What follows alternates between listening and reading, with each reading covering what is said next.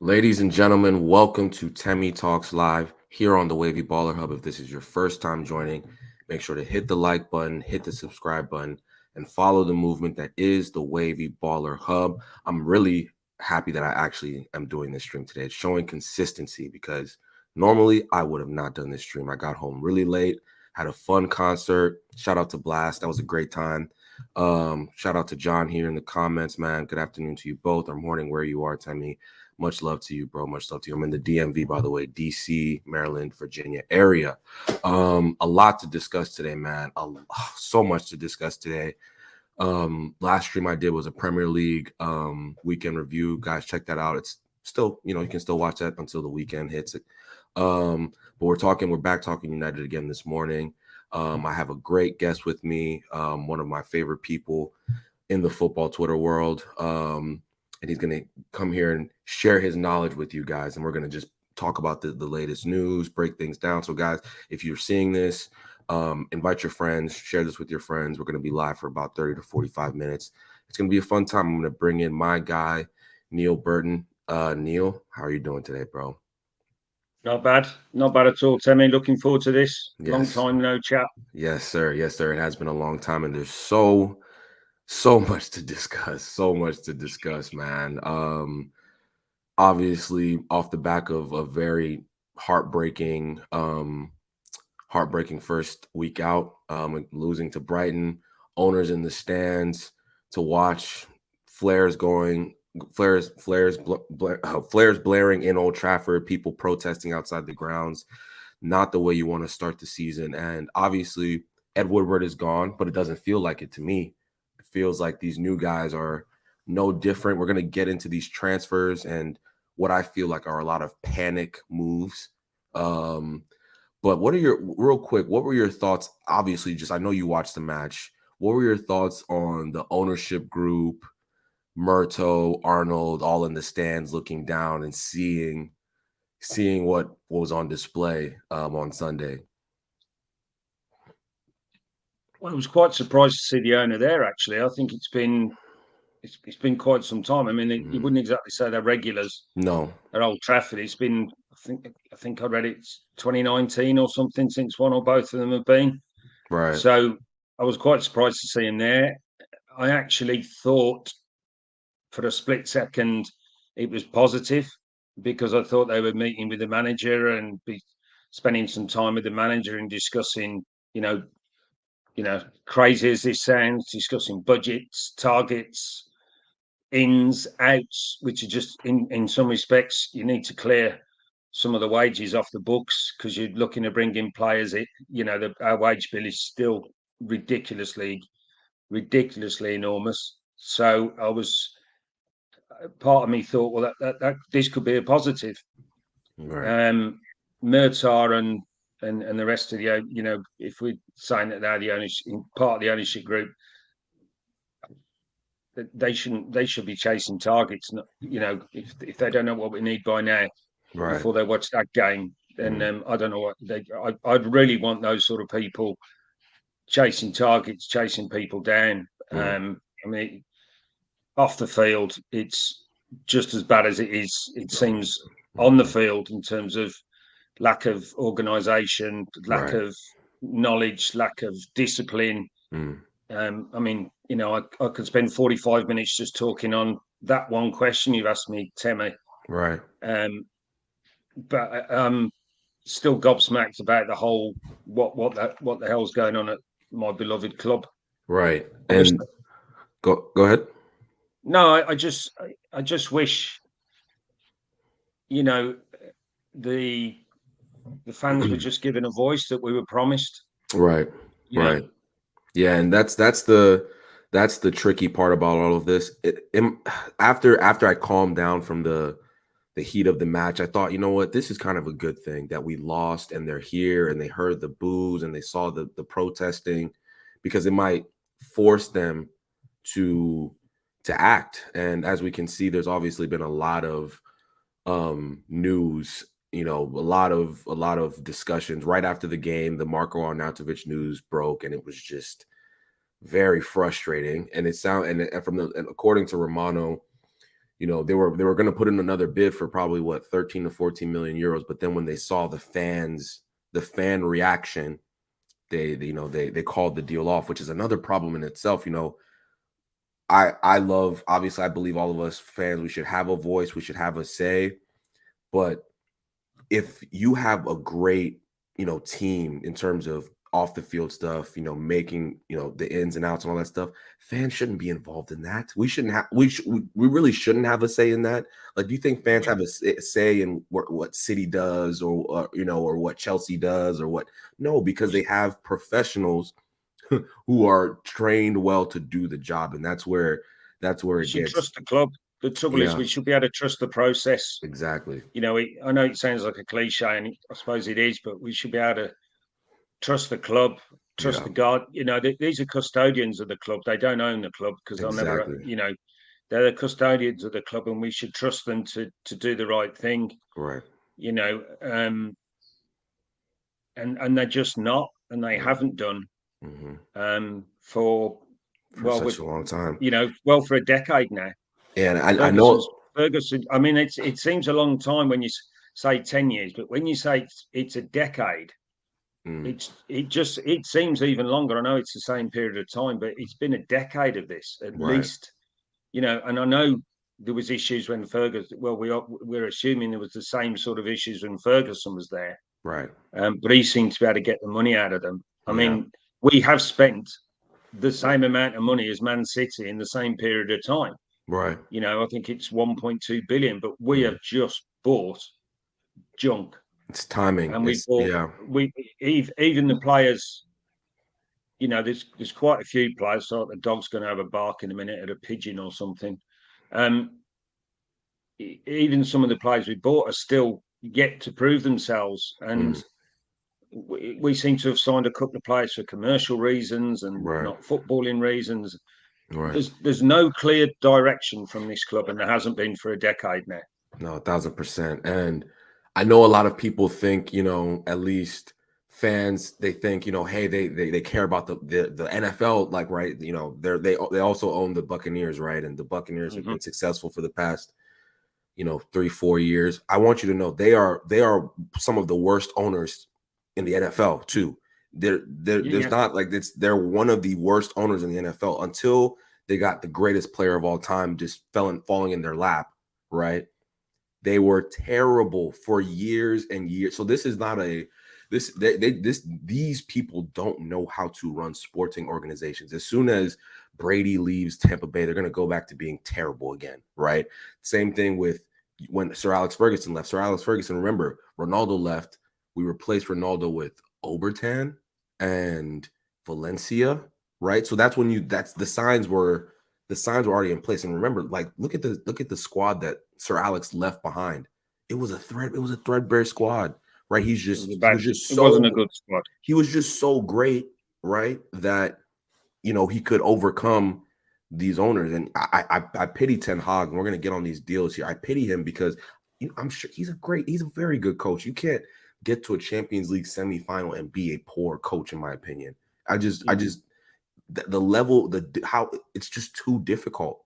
It's too difficult, especially on the budget that he had, and you just I really, really pity him because I think all he wants to do is coach football. I really don't think he wants to get too in the nitty gritty of the signings and this, but it's gotten to a point where I'm sure he asked for his first I'm sure he asked for his first target signings. They didn't give them to him. Now he's looking at Arnautovic. We're going to talk about Rabiot and all these different players that are being linked with us, but I just pity him. The thing, I mean, I was talking to John. We both know John. I was talking to John last night about this, and the thing that he had at Ajax that he hasn't got here was he had, as John pointed out, Mark Overmars, and I'd said to John, he had also Van der Sar, but he had a proper director of football. He had a proper CEO who understood the game, understood what you needed to do to get deals over the line. He's come to United, and one thing I'm a bit trying to get my head around is what was he told during this interview process about what was going to happen behind the scenes? Because clearly, like you said, he wants to coach the side. He's going to be involved in the players that they go after, but he wants other people just to do that and say, well, there's the list, that's the ones I want, and you go after them, and we are, I just don't get it. It just doesn't make any sense at all. Right. And he's come from one of the best organised clubs in the world to one of the worst run major clubs in world sport. Right. It's really crazy to think about. I mean, I just don't know what the conversation could have been. And that's a great point you brought up of what were they saying to him prior to this, prior to him signing on with Manchester United, because you look at Arsenal, they got their business done early. Chelsea's been trying. They've been, at least they haven't gotten everything they wanted, but they've been pushing. They've been making moves. City got their business done relatively early. And you look at United, they sat on this Frankie de Jong thing for weeks and weeks and weeks and weeks, and now it's looking like he might go to Chelsea. Let's talk. Actually, you know what? Let's start right there. I think it's the perfect way to segue into talking about these transfers.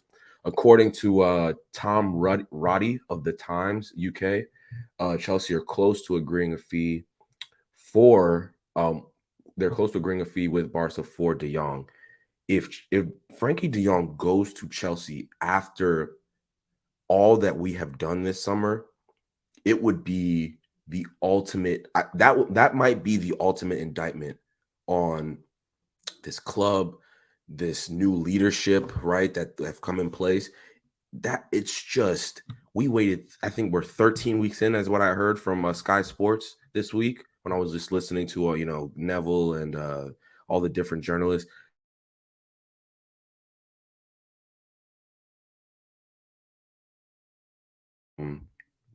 Now it's looking like we aren't going to get him. Absolutely insane. Neil, what are your thoughts on that? You're on mute, by the way. This de Jong thing is so frustrating because there's a lot of, we always get what we say over here, paper talk, and the gossip columns for football here, everything's full of, you can go online now and this paper says that, another paper says this, and it goes round and round and round. But the one thing that we know is that we've been close to de Jong for nearly 3 months, well, over 3 months now by the look of it. And I can't believe we haven't got the deal over the line. If we haven't got the deal over the line, why? Is it the fact that he's owed 17 million quid from Barcelona? And I've got to be honest, no one's going to blame him for leaving 17 million quid on the table. So is that the stumbling block? I mean, I don't know. The talk is, one gossip column I read is that Barcelona want more money so they can give that to him as part of the 17 million. He's still going to get the money one way or the other, but it's how he gets it, when he gets it. They could pay him over a 10-year period, a 15-year. It could all be deferred wages for years, but he's still going to be owed it. Who's doing these deals? Who's involved in this negotiation? I mean, they had, Murtough and Arnold they seem to have spent most of the summer in Barcelona. I mean, Barcelona is my favourite city in the world to go to. I don't blame them wanting to spend a lot of time in Barcelona. It's magnificent. But it's so frustrating because if you can tell in my voice, if we don't get de Jong, you're right. It's a terrible indictment of the club, and all the negativity around the club will only just snowball out of control. And there's a lot of negativity around the club. Right. So to take it to levels that we wouldn't have even believed, that if we don't get de Jong, then I really do worry about this club, and I really do worry about the next 3, 4, 5 years. Because if we can't attract players like de Jong, then who are we going to attract? Right, right. And I think the most confusing part for me in this whole saga is what is the conversations between Ten Hag and De Jong been? I think that is for He me. must have That's spoken. yeah. I mean, I'm confident. I'm sure Ten Hag has De Jong's number. I'm sure like that's where Yeah. and that's the confusing part for me. It's like, has Frankie been telling Ten Hag that I'm going to come if they pay my wages, or is it Frankie's not has not been clear with? Because why would you sit on something for, because there a fee has been I can't be too mad at Murtough and Arnold on this fact that a fee has been agreed, right? Like they got that, they did that. Now that obviously that there's the Barcelona aspect that we're all, we as fans, we can only be so privy to the financial dealings and all that stuff. But what is the conversation with the manager and the player been? Because if he's telling the manager, listen, I'm sorry, I want Champions League football, I'm sure the manager would just tell leadership, hey, he doesn't want to come, right? Like, let's move on. But to sit on a deal for 13 weeks and essentially slow down the rest of your window, because we haven't really made any marquee signings. Yes, we signed Lissandro for 55 million pounds, but is he a marquee signing? Not to me. He's not a marquee. He's a good player, by the way. He looks like potentially a good player, but that's not what you want coming into, especially a new manager. We're playing the same side essentially. We played Fred and McTominay, we played Rashford and Sancho, we played Dallo and Shaw, right? It's pretty much the same. It's Ollie's team, right? It's Ollie's team, and this I can't wrap my head around it. I can't wrap my head around it. And if we talk about it more, I might pull the little hair I have on my head out. I know me and you got the you got a little less than me, but I don't got much under here. I think I need to get one of them things that you're wearing The as do well, my rag, friend. the do. Because Yeah, I think given the right, if I can get the colour right, I think that could help me. I think that could help me, my friend. You'll have to send me a link, it might. and I'll, I'll send you the Amazon link for the do rag, Neil. I'll send you the and then Amazon link for the what do rag. then you never know. This bro and that bro might be on the show together, both wearing them. We might. We might. Let's talk about these other deals though. On the topic, the reason I think we're now moving on from De Jong and we're getting to this panic buy station is, according to Romano, right, a fee has been agreed between United and Juventus for Adrian Rabiot, right? Really interesting one. I don't think, just from what I've seen on Twitter and stuff, it looks like fans are kind of um hesitant is the word I would say. That's an understatement. I'm not too excited about it, to be honest with you, Neil. I'm gonna get your thoughts here in a second, but to me, here's how I view it, right? Fred and McTominay have to be abolished. Abolished is the word I'm gonna No, use. they have to And be. They have to be put. I will do I am willing to take anybody if we've been on this for 3 years now. 3 years. And we've had endless conversations. I know I've had endless conversations with you about this, with Ben on All for United, different YouTube channels. It has to end. I can't do it anymore. So if that means Rabiot is one of the targets, bring him in. That's how I view it right now. Bring him in, get rid of McTominay, get rid of whichever one. I don't care. You pick your poison, right? I don't care. Whatever the case may be, get rid of him. So what are your thoughts on this Adrian Rabiot deal? What are your thoughts on the player first? What are your thoughts on the player first? And then what are your thoughts on, because I know you watch Italian football, right? And then Yeah, I mean, I've watched. You look at him, and the fundamentals all seem there. He seems like he should have the ability.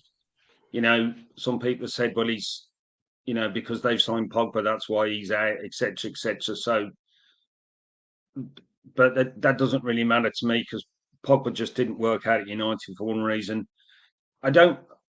Whether they're trying to sign this sort of talisman type player, yeah, he's got loads of issues off the pitch, and obviously, if you sign him, you also can't believe I'm ever going to say this about a grown man. You also sign his mum, who seems like an absolute rajpot. She seems as nutty as a fruitcake, his mum.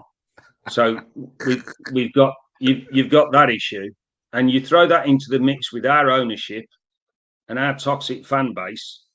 That's not going to end well. That's not going to end. That it just smacks me, that's not going to end well. The problem is, well, we all know the problem is McFred, and I mean, they were diabolical on Sunday, and I mean, in my opinion, there was 9 players who have got to go out of that starting 11 in terms of shouldn't really be in the next starting 11. Right. I mean, I do wonder what Van der Beek, when he puts his head on his pillow at night and he looks at the ceiling, he must think, what the hell have I got to do to get into this? Because if he doesn't start at Brentford, then if I was him, I'd hand a transfer request in, because he's got no chance. If he can't get into the team after that shit show on Sunday, sorry for swearing at midday. No, it's all good. But I don't know. And this Rabiot thing, I just don't. Do you know what? I'm not sure I see it happening in some respects, because I'm hoping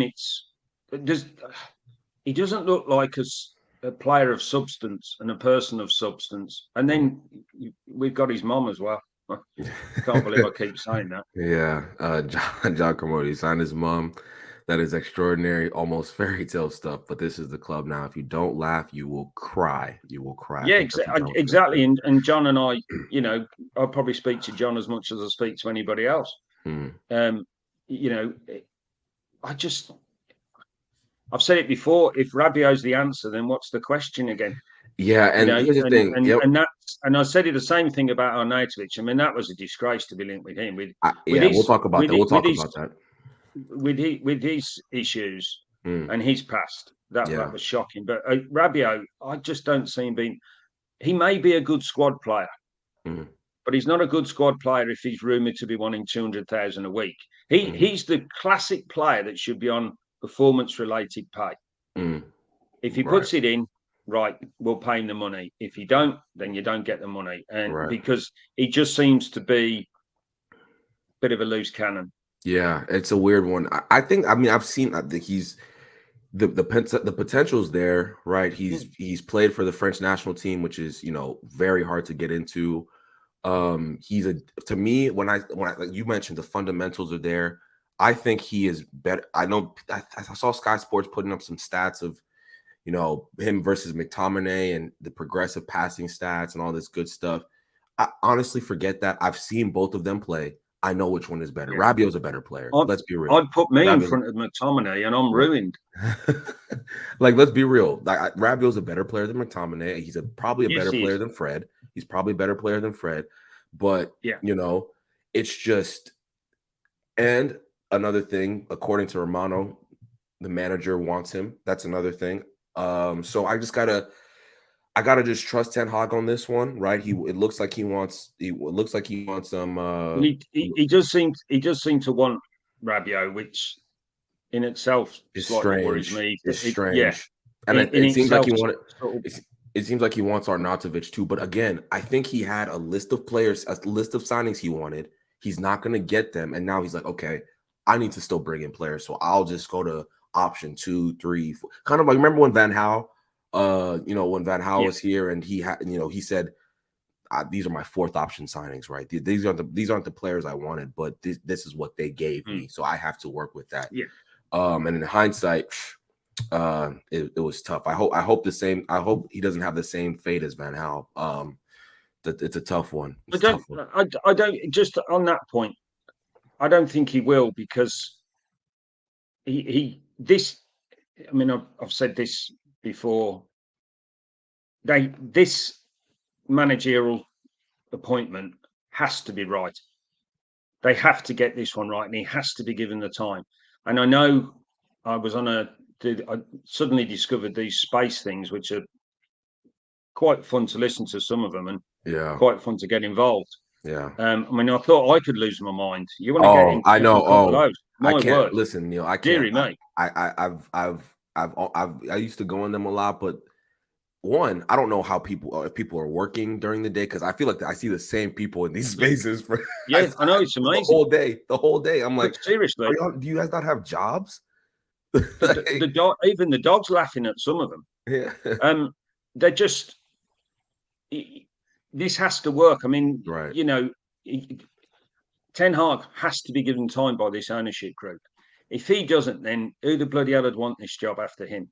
He has to be given the time to rebuild this club, mould the club in the way that he sees fit. I know we've sort of gone a little bit off the map. No. This is perfect. This is perfect. But this appointment is the most important appointment since we signed Ferguson. Never mind players. This is the most important appointment since Ferguson, because that's how low, in my opinion, the club have fallen to. They have fallen pretty much off a cliff.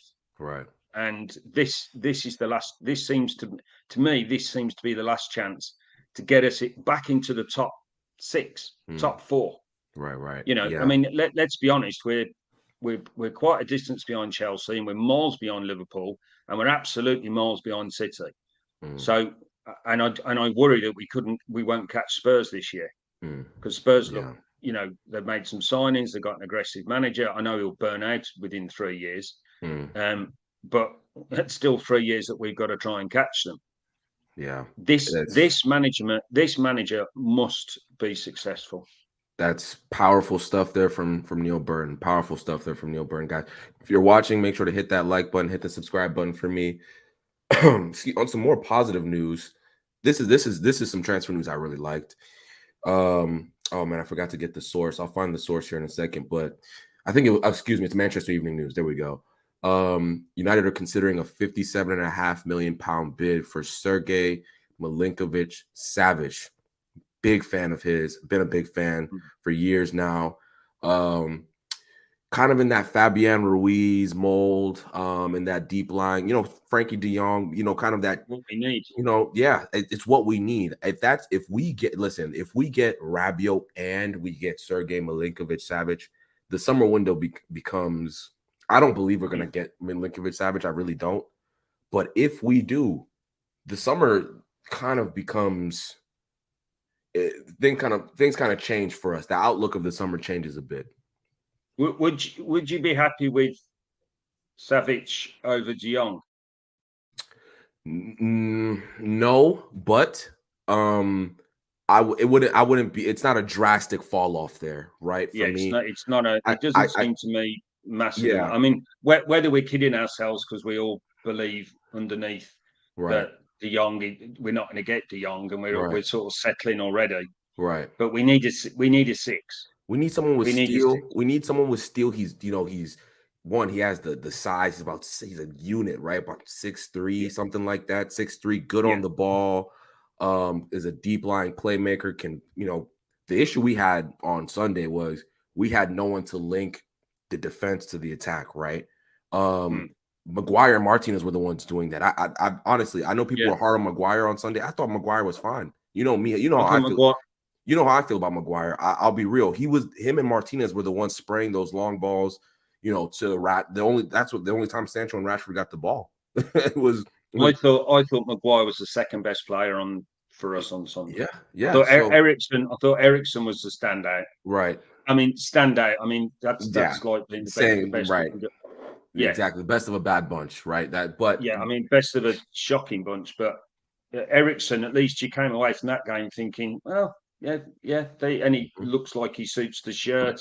He looked like he could handle the pressure. Yeah. You know, the guy's had a heart attack a couple of years ago. He can handle he can handle anything that's been thrown at him, I would imagine. Right. And Maguire looked good. His distribution was good. Yeah. The other 9 players need to take a good look at themselves in the mirror, as far as I was concerned. Well, Martinez was okay too, and lucky to. I mean, I thought he was lucky to stay on the pitch. Yeah, no, yeah, that was a penalty, 1000%.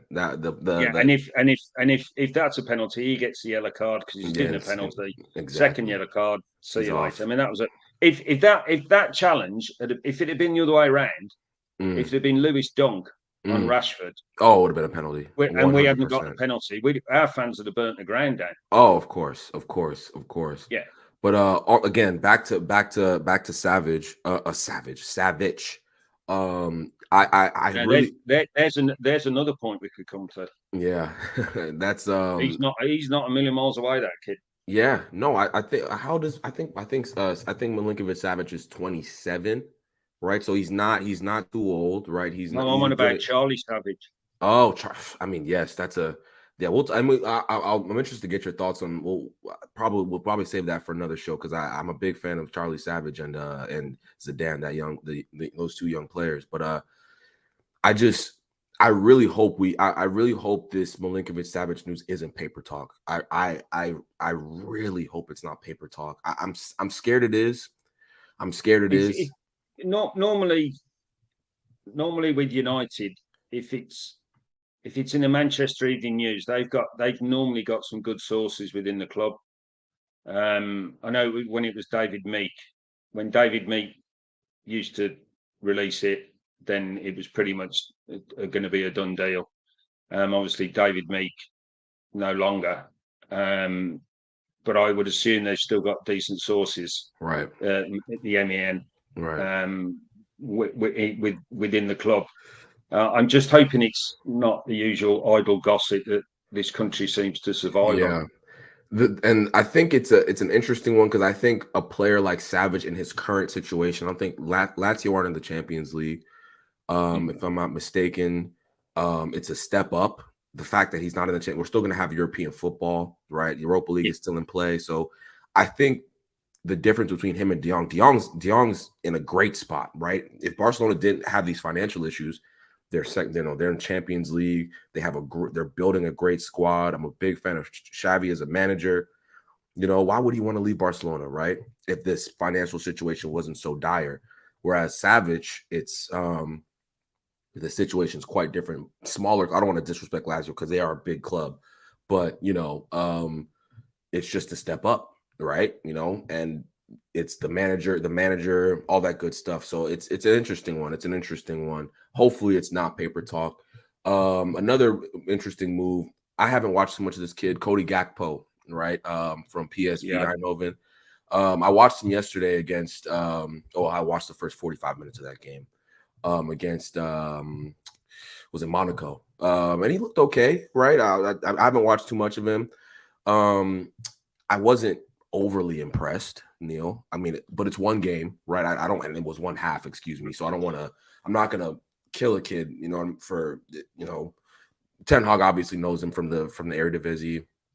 But what are your thoughts on that? We do need some help in that front line. Obviously, I think Rashford, it's probably over. I'm gonna be real with you. But what are your thoughts on their interest in this Gakpo kid? I think you're right. We need help in the front line, but I think we need bodies in as well. I think that's quite a we need bodies in because there's players that are going to be going. So is he looked at as someone who can come in and, I mean, ideally we need players that we can sign immediately and make a difference to the first team, hit the ground running and bang. You can see, going back to the De Jong thing, he would immediately come into the side and make the side better. As Martinez looks like he'll come in, make the side better. Ericsson. We need players to come in and do that. I don't believe that Gakpo, and I'm probably butchering his name. No, I think you got it right. I think you got it right. Yeah, I don't believe he's the sort of player that comes in and makes us better. I agree. I think he's more of a body. A bit in some respects. I put Rabiot in that class as well. We just need bodies in. There's no depth to this squad, and it needs frontline players and it needs depth. Right. Gakpo comes in and he plays in the Carabao Cup and the FA Cup games. He strikes me as that sort of. I don't want to. I don't know. I'm probably seen about as much as you've seen of him, but he doesn't strike me that he's going to come in and go, and we're all going to go, blimey, where's this kid come from? Right. I just don't see that yet. I agree with that. I agree with that. I don't think he has a. He'd be challenging Rashford and Martial, right? For those, because he's kind of similar to Rashford in that he can play. He's best off the left, but he can play through the middle, right? If you ask him to. The way Rashford's playing, he might come into the side, Neil. That's the thing. Isn't it funny that one of the players this is how thin the squad is. We miss Martial. That's fair. I mean, listen, we do miss Martial. We did. I mean, clearly he looked like he seemed to be enjoying his football. I mean, I don't hold a lot of credence with what happens in the pre-season. That's Right. just about getting fitness and miles in your legs. Right. But on Sunday we missed Martial, and for the last 2 years he's been an absolute non-entity. And it just shows what I'm saying about, in my opinion, the depth of the squad. There's no depth to this squad. Yeah, it's a tough one. It's a tough one. I saw another report from ESPN. ESPN's not the most reliable outlet, I'll be real with you, but we've been offered the chance to sign Alvaro Morata as well. Oh God. Which is another just just another. I mean, listen, I'd take him, Neil. Don't start me drinking this time of the day. Neil, I'd take him. I'm being complete. I wouldn't. I'd do it. Let I'd me tell take you. him back. If he lands in Manchester, I'll take him back to the airport. No, I ain't taking him I at would any do it. cost. We don't have bodies, He's had Neil. Temi. He's had more clubs than Tiger Woods. And You know, it's ridiculous. I know. If he was any good, he wouldn't be being touted around Europe at 29. No. He's played for all. He's played for all. He's had chances everywhere he's gone. How many chances does one player want? And then we're gonna, and when then God, we're scraping the barrel if we're going after Morata. Yeah, it's Deary me. I wouldn't take him because he's going to want 200 grand a week. He's going to be, you're talking 10 million a year for this bloke. That's He's 29 and he doesn't score. That's fair. That's fair. I'm viewing it as he wouldn't start. He would, help us through the Europa League. He would help us through, the Carabao Cup, right? Because think about it. If listen, Ronaldo, I still think Ronaldo's going to leave. I really do. I think he's going to leave. Then it's Martial. Then who? Right? Who's next up? Are we going to force one of these young kids to play center forward? I've still got my Copa Mundials in the cupboard downstairs. Yeah. So I'm happy. I don't think I've got it in the legs, but I might better do the bench. You might just. What was your position? Were you a striker, Neil? Well, based on the way our strikers played at the weekend, then yeah, I probably could play striker at Manchester United at the moment. No, I wasn't a striker. I was never a striker. No. What was your position? Midfielder. Midfielder. Okay. Okay. I played one season of soccer, as we call it here. I played through the middle. I played through the middle. I scored 21 goals that season. I was decent. I was okay, but my dad forced me to pick basketball or soccer, and I picked basketball, even though I was worse. That's where the money is. That's where the money is. I was worse. I was worse at basketball. I was much worse at basketball. I was probably much better. That's where the money is, though. Basketball. Yeah, no, 100%. Basketball and baseball. So much money. I wasn't blessed with the athletic gifts that some of my other friends were. I wouldn't mind being £5 behind Juan Soto when he signs his next contract. By the way. Yeah. I'm not a big baseball guy, but yeah, he's gonna get what, half a million? Yeah, it's half a billion easy. It's crazy, absolutely crazy. I don't even know how baseball produces that much money. No one's watching it. Like it's crazy. It's crazy. Oh, I love it. Anyway, I love it. But anyway, I know. We're gonna round up here. Neil, thank you so much for hopping on as always. I love doing this, mate. You know I love you, man. Yes, sir. There's not too much other news that I know. We talked about Arnautovic for a little bit. Can I ask you a question? Yeah. What's if just a question in terms of if you want to round up the show? Yeah. What's your opinion about these protests? From where you see it, obviously you're American. Yeah. Do you get this sort of thing in American sport? Do you look at it from a distance and think they never work? I mean, yeah. I don't know. It'd be interesting to see what your perspective is. I'm gonna not be politically correct here, and I hope fans don't get mad at me for this, but I genuinely don't think they're effective. I'm gonna be completely 1,000% honest with you. They're not effective. The only thing that is effective in business is money. And That's that. 22. Listen, like the Glazers, you can make the flares, do all this stuff. It's not effective. It's not effective. The only reason that the Super League didn't happen is because of the money, right? And how much it would have affected. The owners were scared that their money was going to get affected, right? The only way the Glazers are going to sell this club if somebody comes in with £5 billion minimum, right? Manchester United is a sleeping giant. And the Glazers know that they're making tons of money off of this club. That in itself's a terrible indictment of the club. We've now become a sleeping giant. Yeah. For years, we were the giant. Exactly. No, I agree with you.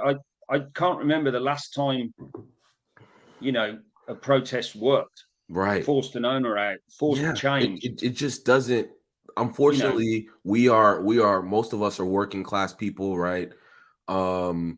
The levels that these guys are on, we can't really most fans can't really comprehend it. The business. They just employ more security to look after them. That's all they're going to do. Isn't it? I work in business, right? I work in sales. I work with big numbers. There's no.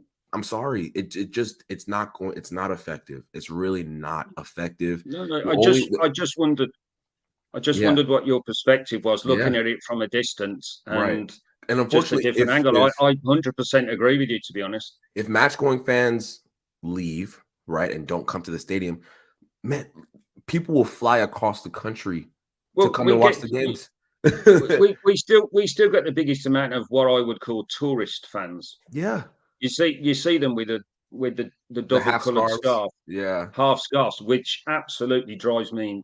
I mean, there's quite a few things, as you could appreciate, Temi, that drive me insane. Yeah, but that's right up there on the half scarves, the half scarf things. Yeah, I mean, for the love of God. When I went to Manchester, I was at the Derby. Remember the last Derby last game, year, weren't you? The City game where we lost 2-0. And I saw the half scarves and it annoyed me. I'm like, ew, this is gross. I got a scarf. I got a scarf, but I got a regular, just United scarf. You know what I mean? Yeah, they did it. They do them for the Liverpool game as well. Half scarves for the Liverpool game. It's a shame. It's disgusting. It's disgusting. But on that note, we're gonna round up. Neil, thank you so much. What a great conversation. I'm gonna make sure to get you on hopefully next week. I'm pushing out the content. So guys, tomorrow, there's we're doing a match preview. We're doing a match preview of the game tomorrow. Hopefully I'm gonna have a guest. I'll stay tuned for that. Friday doing another show, and then Saturday we're doing the watch alongs. So guys, a lot of content coming out. Make sure to hit that like button, hit the subscribe button. Make sure to follow Neil as well. His information is in the video description. And guys, I will see you tomorrow and talk soon. Deuces.